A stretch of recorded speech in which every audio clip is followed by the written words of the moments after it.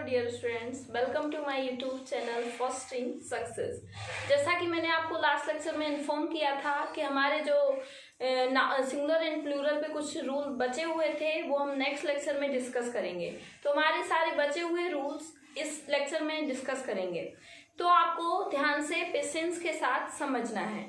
Rule number हमारा जो 7 तक हो गए थे, रूल नंबर हम 8 पे आते हैं। अब ये जो लास्ट के रूल हैं ये कोई कंफ्यूजिंग भी नहीं है, बहुत इजी है। पहले भी कंफ्यूजिंग नहीं था, बस थोड़ा सा आपको पेशेंस के साथ समझना था। जो मैंने इससे पहले लेक्चर बनाया था उसमें आपको अगर 2 से 3 बार आप वो वर्ड्स को पढ़ेंगे तो वो आपके माइंड में क्लिक हो जाएंगे, और जब भी आप देखेंगे उनको तो आप ये पहचान पाएंगे कि ये जो वर्ड है ये सिंगुलर में यूज होगा या प्लूरल में। चलिए आगे बात करते हैं हम रूल नंबर 8 की। रूल नंबर 8 हमारा क्या है? Some of the nouns form their plural in irregular way. मतलब कुछ नाउन ऐसे होते हैं जिनमें आप बिल्कुल नहीं पहचान सकते कि ये इसका सिंगुलर है और क्या ये इसका प्लूरल है। जैसे मैंने कहा ओएसिस, मैंने एक एग्जांपल लिया ओएसिस। ओएसिस एक सिंगुलर वर्ड है, जबकि इसका जो प्लूरल होता है वो क्या होता है? ओएसिस। क्या होता है? ओएसिस। आगे वर्ड्स बोलूं तो एक अच्छा खासा वर्ड है जो आप लोग पहचानते हैं, डेटा। इसको कोई डेटा बोलता है तो कोई डाटा। जो डेटा वर्ड है आपका वो एक प्लूरल वर्ड है, जबकि इसका जो सिंगुलर होता है वो क्या होता है? डेटम। लेकिन जनरली एक मीडिया और एक डेटा, इन दोनों को ही आप सिंगुलर और प्लूरल में अब यूज करने लगे हैं। पहले ये मतलब ऐसा था, लेकिन अगर आप डेटा का यूज सिंगुलर में भी करते हैं तो भी आपका सही होता है और प्लूरल में भी करते हैं तो भी आपका सही होता है। एक जनरल इंफॉर्मेशन के लिए मैंने आपको बताया कि जो डेटा का सिंगुलर होता है वो क्या होता है? डेटम। इसका जो प्लूरल क्या हो जाएगा? डेटम। क्या हो जाएगा? डेटम। फिर मैंने एक और एग्जांपल लिया, मैंने कहा मीडियम। क्या हो गया? डेटा। और मीडियम का क्या हो जाता है? मीडियम एक सिंगुलर वर्ड है, इसका प्लूरल क्या होता है? मीडिया। लेकिन मैंने जैसा कि आपको बताया कि इन दो वर्ड्स को अब अपन किस में लेने लगे हैं? सिंगुलर और प्लूरल दोनों में। लेकिन इनका एक्चुअली जो सिंगुलर होता है वो डेटम होता है डेटा का, और मीडिया का क्या होता है? मीडियम। फिर आगे बात करते हैं हम। आगे एक और एग्जांपल लेती हूँ। मैंने जैसे कहा एनालिसिस। आप लोगों ने ये वर्ड भी सुना होगा, एनालाइज बोलते हैं। आप अपने एग्जाम जो टेस्ट पेपर देते हैं उनको एनालाइज किया करो, मतलब समझना। एनालाइज कैसा वर्ड है? एनालाइज एक सिंगुलर वर्ड है, इसका जो प्लूरल होता है वो क्या होता है? एनालाइजिस। क्या होता है? एनालाइजिस। तो ये कुछ वर्ड्स ऐसे हैं जो आपको मतलब बिल्कुल समझ में नहीं आते कि ये इसका सिंगुलर है या प्लूरल। अब हम आगे बात करते हैं रूल नंबर 9 की। रूल नंबर 9 की अगर बात करें तो आप लोगों ने सुना होगा कंपाउंड नाउन। कंपाउंड नाउन क्या होता है? कंपाउंड मतलब मिश्रण। जो नाउन मतलब एक साथ जिसके साथ हो वही होता है कंपाउंड नाउन। तो आपका जो रूल नंबर 9 है वो यही है कि कंपाउंड नाउन के साथ कंपाउंड नाउन के जो मेन आपका सब्जेक्ट रहता है उसके साथ एस लगाकर आप क्या बना सकते हैं? उसका प्लूरल। मैं बोल रही हूं, मैंने कहा कंपाउंड नाउन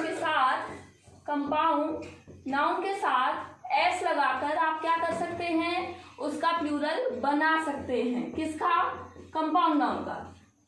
कैसे? जैसे फॉर एग्जांपल मैंने कहा, एक एग्जांपल जैसे मैंने लिया, मैंने कहा ब्रदर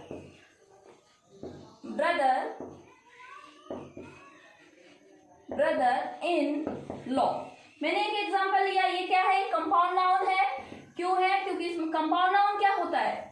एक्चुअली कंपाउंड नाउन क्या होता है? एक तो एक हाइफन जो रहता है, ये हाइफनेटेड से भी पहचान सकते हैं। नाउन का क्या होता है? कंपाउंड होता है, मिश्रण। तो वही होता है कंपाउंड नाउन। मैंने कहा brother in law. Brother in law क्या है? एक सिंगुलर वर्ड है। इसका अगर मैं प्लूरल की बात करूं तो इसका प्लूरल क्या हो जाएगा? Brothers in law. Brothers in law, not law. जबकि आपने अपोस्ट्रोफी एस अगर पढ़ा था, याद हो तो, जबकि अपोस्ट्रोफी एस में अगर आती है बात कंपाउंड नाउन में तो आप यहाँ अपोस्ट्रोफी एस का यूज करते हैं। याद है थोड़ा बहुत? कोई नहीं है याद तो यहाँ देख लो आप इसमें और इसमें क्या डिफरेंस है। अपोस्ट्रोफी एस अगर यूज करनी है तो आप यहाँ लगाएंगे, और लेकिन आपको अगर इसका प्लूरल बनाना है कंपाउंड नाउन का तो आप क्या करेंगे? इसका जो मेन नाउन होगा उसके साथ क्या लगाएंगे? एस। एक और एग्जांपल मैंने कहा बेडरूम। मैंने कहा बेडरूम, तो इसका प्लूरल क्या हो जाएगा? बेडरूम्स।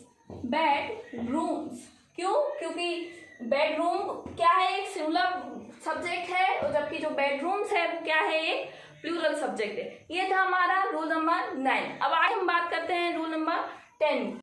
तो बात कर रहे हैं हम नेक्स्ट रूल, जो हमारा रूल नंबर 10 है वो ये है कि most of, some of, all of, a lot of और लॉस्ट ऑफ, अगर ये सेंटेंस में आते हैं तो इनके साथ क्या कंडीशन बनती है कि आपको जो सब्जेक्ट के अकॉर्डिंग हेल्पिंग वर्ब है वो कैसी लेनी है। अगर आपका सब्जेक्ट अनकाउंटेबल है तो आपको सब्जेक्ट भी सिंगुलर लेनी है और वर्ब भी कैसी लेनी है? सिंगुलर। लेकिन आपका सब्जेक्ट अगर काउंटेबल है तो आपको सब्जेक्ट भी कैसा लेना है?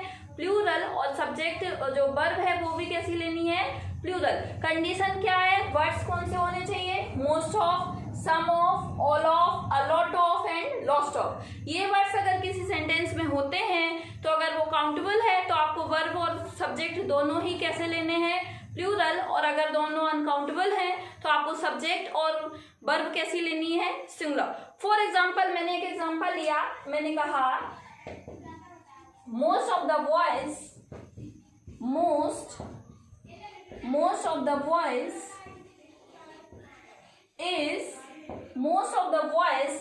is honest। मैंने एक एग्जांपल लिया। अच्छा, एक और लिखती हूँ, आप दोनों आप बताना इसमें क्या एरर है। एक और मैंने कहा most of the milk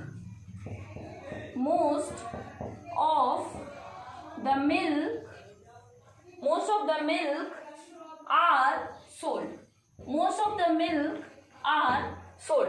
अब ये दो सेंटेंस मैंने आपके सामने लिखे हैं। इन दो सेंटेंस में देखो क्या एरर है। मैंने कहा कि अगर most of, some of, all of, a lot of, लॉस्ट ऑफ अगर सेंटेंस में आते हैं तो आपका अगर सब्जेक्ट सिंगुलर, तो सब्जेक्ट अगर अनकाउंटेबल है तो आपका जो सब्जेक्ट अनकाउंटेबल है तो फिर वर्ब कैसी आएगी?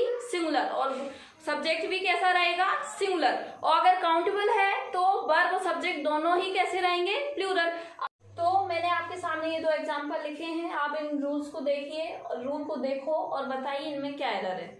मैंने कहा कि आपका अगर सब्जेक्ट अनकाउंटेबल होता है तो सब्जेक्ट सिंगुलर, वर्ब प्लूरल। अब यहाँ आप फर्स्ट सेंटेंस देखो, मैंने कहा most of the boys is honest. ये जो बॉयज है वो कैसा है? काउंटेबल है। काउंटेबल है तो आपका सब्जेक्ट भी कैसा होना चाहिए? प्लूरल। एंड वर्ब भी कैसी होनी चाहिए? Plural.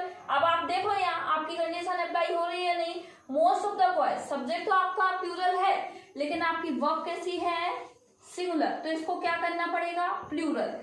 Most of the boys are honest, ये अब सही है। Is that clear? Next example भी देखते हैं। मैंने कहा most of the milk are sold. अब most of the milk, milk कैसा है? मिल्क एक अनकाउंटेबल नाउन है कि नहीं? तो अनकाउंटेबल है तो आप इसके साथ फिर वर्ब कैसी यूज करेंगे? सिंगुलर। और आपका सब्जेक्ट भी कैसा रहेगा? सिंगुलर। तो यहाँ सब्जेक्ट तो सिंगुलर है, वर्ब भी क्या हो जाएगी? इज। तो most of the milk is sold. यही था आपका रूल नंबर 10। आई होप कि आप लोगों को समझ में आया होगा। अब हम आगे बात करते हैं रूल नंबर 11 की। रूल नंबर 11 भी आपका ऐसा है जैसा मैंने 10 पढ़ाया था। इसमें क्या है? इसमें है अगर इस सेंटेंस में ये वर्ड्स आ जाते, कौन से words? Each of the, either of the, neither of the, everyone of the and one of the. अगर ये सेंटेंस में आते हैं तो जो आपका नाउन होगा यानी जो सब्जेक्ट होगा वो कैसा होगा? प्लूरल। लेकिन आपकी वर्ब कैसी रहेगी? सिंगुलर। इस बात को आपको ध्यान रखना है। आपका जो वर्ब के जो सब्जेक्ट होगा भले ही वो प्लूरल हो लेकिन आपको सब्जेक्ट जो हेल्पिंग वर्ब है वो कैसी लेनी है? सिंगुलर। लेकिन कंडीशन क्या है? वर्ड्स कौन से होने चाहिए? Either of the, neither of the, each of the, one of the and everyone of the. Condition क्या है? सेंटेंस में ये वर्ड्स होने चाहिए। अगर ये वर्ड्स है तो आपका नाउन भले ही प्लूरल हो लेकिन आपको सब जो हेल्पिंग वर्ब है वो कैसी लेनी है? सिंगुलर। जैसे मैंने कहा, एक एग्जांपल लिया मैंने, each of the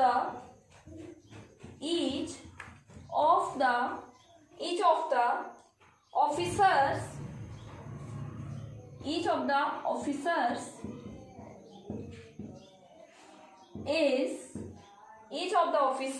is honest. मैंने आपके सामने एक ये एग्जांपल लिखा, मैंने एक और एग्जांपल लिखा, one of the student one of the student is laborious, is laborious. अब ये दो सेंटेंस मैंने आपके सामने लिखे, इन सेंटेंस में आप एरर बताइए। देखो कंडीशन मैंने आपको बताई कि अगर किसी सेंटेंस में each of the, either of the, neither of the, everyone of the and one of the आ जाते हैं तो आपको क्या करना है, आपका सब्जेक्ट जो रहेगा वो प्लूरल रहेगा, लेकिन आपकी जो हेल्पिंग वर्ब है वो कैसी रहेगी, कैसी रहेगी, सिंगुलर। यही बात देखते हैं हम। ईच ऑफ द ऑफिसर्स, आपने कहा कि नाउन कैसा होना चाहिए, प्लूरल, लेकिन यहाँ कैसा है, कैसा है, सिंगुलर। तो आपकी एरर क्या है, क्या ऑफिसर की जगह क्या होना चाहिए था, ऑफिसर्स। क्यों, क्योंकि कंडीशन आपकी यही है, सब्जेक्ट तो आपका प्लूरल रहेगा लेकिन वर्ब कैसी रहेगी, सिंगुलर। तो इसीलिए यहाँ इज लिखना सही है। Each of the officers is honest, अब ये लिखना सही होगा। फिर मैंने नेक्स्ट एक और एग्जांपल लिखा, मैंने कहा one of the student is laborious. फिर वही बात, आपका जो सब्जेक्ट है वो कैसा होना चाहिए, प्लूरल। यहाँ देखिए आपका सब्जेक्ट कैसा है, कैसा है, सिंगुलर। तो आपकी एरर क्या है, यही है कि आपका जो स्टूडेंट की जगह यहाँ क्या होना चाहिए था, student. One of the students is laborious. ये था आपका रूल नंबर 11। मैंने आपको दो रूल्स बताए जो सेम थे, rule number 10 and rule number 11। मैंने आपको रूल नंबर 10 में बताया था some of, all of, a lot of अगर किसी सेंटेंस में आ जाते हैं तो आपको क्या करना है, आपका जो अनकाउंटेबल है अगर, तो आपका जो सब्जेक्ट एंड वर्ब है वो दोनों कैसी रहेंगी, सिंगुलर, और काउंटेबल है तो प्लूरल। फिर मैंने आपको बताया इसमें each of, each of the, either of the, neither of the, everyone of the and ये वन ऑफ द अगर आते हैं तो आपका जो सब्जेक्ट है वो कैसा रहेगा, प्लूरल, लेकिन जो आपकी हेल्पिंग वर्ब है वो कैसी रहेगी, सिंगुलर। आपको ये दोनों रूल्स ध्यान रखने हैं। अब हम आगे बात करते हैं रूल नंबर 12 की। बात कर रहे थे हम रूल नंबर 12 की। रूल नंबर 12 क्या है, रूल नंबर 12 ये है कि अगर हाइफिनेटेड नाउन है तो आप उसके साथ कभी भी उसका क्या नहीं कर सकते। तो रूल नंबर 12 आपका यही है कि हाइफिनेटेड नाउन कभी भी प्लूरल फॉर्म नहीं बनाता है, मतलब कभी भी एक्सेप्ट नहीं करता है किसको, प्लूरल फॉर्म को। जैसे मैंने कहा आई हैव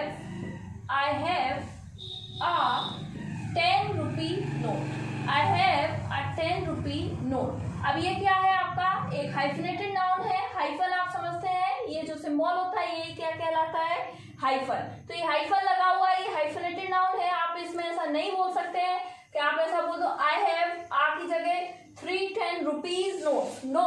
आप ऐसा जरूर बोल सकते हैं कि यहाँ से आ हटा के यहाँ नोट्स कर सकते हो, लेकिन यहाँ ना तो आप 10 में इसका यूज कर सकते हो ना ही रुपी में। क्यों नहीं कर सकते, क्योंकि एक हाइफिनेटेड नाउन है और हाइफिनेटेड नाउन कभी भी प्लूरल फॉर्म में नहीं होता है। यही था आपका रूल नंबर 12। लास्ट आपका बचा हुआ है रूल नंबर 13। रूल नंबर 13 क्या है, रूल नंबर 13 ये है कि कुछ मीनिंग्स का प्लूरल बनाने से उनका क्या होता है, मीनिंग ही चेंज हो जाता है। मतलब कुछ स्पेलिंग ऐसी होती है, जैसे मैंने कहा एयर, एयर मीन्स क्या होती है, हवा। लेकिन अगर मैं एयर का प्लूरल बोलूं एयर्स, तो एयर्स का मतलब हवाएं नहीं होता है, क्या होता है, दिखावटी। तो यही कुछ मीनिंग्स हैं जिसमें आप कंफ्यूज हो जाते हैं। मैं वही आपको कुछ लिखवा देती हूँ।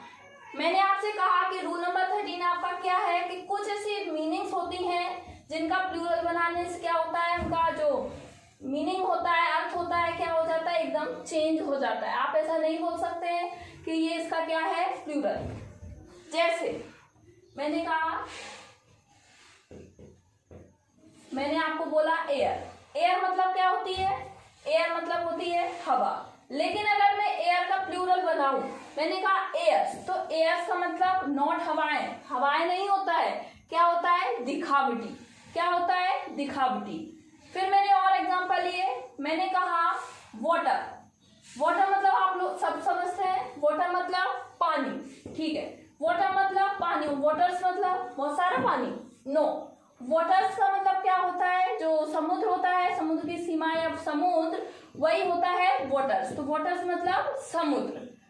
फिर और मैंने कहा ग्राउंड, मैंने कहा ग्राउंड। आपने कहा मैम ग्राउंड मतलब तो जानते हैं आप लोग क्या होती है, जमीन। लेकिन मैंने आपसे कहा ग्राउंड्स, तो ग्राउंड्स क्या होता है, ग्राउंड्स का मतलब होता है कारण, कारण मतलब रीजन, है ना। तो ये इसमें आप ये सब देख रहे हैं, ये इतनी भी मीनिंग्स लिखी है मैंने कि इनमें इनका प्लूरल बनाने से क्या हुआ, इनका मीनिंग ही चेंज हो गया। तो और भी कुछ बात कर लेते हैं। फिर मैंने कहा मैनर, मैनर मतलब क्या होता है, तरीका। मैनर क्या होता है, तरीका। जबकि मैं बोलूं अगर मैनर्स, तो मैनर्स क्या हो जाता है, व्यवहार। क्या हो जाता है, व्यवहार। यही होता है मैनर और मैनर्स। और एग्जांपल और भी ऐसे ही कुछ मीनिंग और हैं, उन पे बात कर लेते हैं। जैसे मैंने कहा वुड, वुड मतलब क्या होती है, लकड़ी, है ना। लेकिन मैंने अगर इसमें एस लगा दिया तो इसका मतलब लकड़ियां नहीं होती है, फिर इसका मतलब क्या हो जाता है, जंगल। वुड्स मतलब क्या हो जाता है, जंगल। एक और वर्ड आप लोगों ने अगर सुना हो, गुड और गुड्स। गुड्स तो आई होप आप लोगों को शायद पता होगा। गुड मतलब तो पता है कि हाँ अच्छा होता है, लेकिन गुड्स मतलब क्या होता है, सामान। क्या होता है, सामान। गुड्स मतलब सामान। तो आपने देखा कि ये जो कुछ मीनिंग्स मैंने आपको बताई हैं, ये ऐसी मीनिंग्स हैं जिनका प्लूरल बनाने से क्या होता है, इनका अर्थ बिल्कुल चेंज हो जाता है। तो ये मीनिंग्स आपको एक बार पढ़ना है बस, और माइंड में रखना है। अब हम नेक्स्ट लेक्चर में जेंडर पढ़ेंगे, जो हमारा टॉपिक बचा हुआ है जेंडर का, जेंडर को डिस्कस करेंगे। आई होप आप लोगों को ये वीडियो पसंद आया होगा। So please like, share and subscribe. Thank you.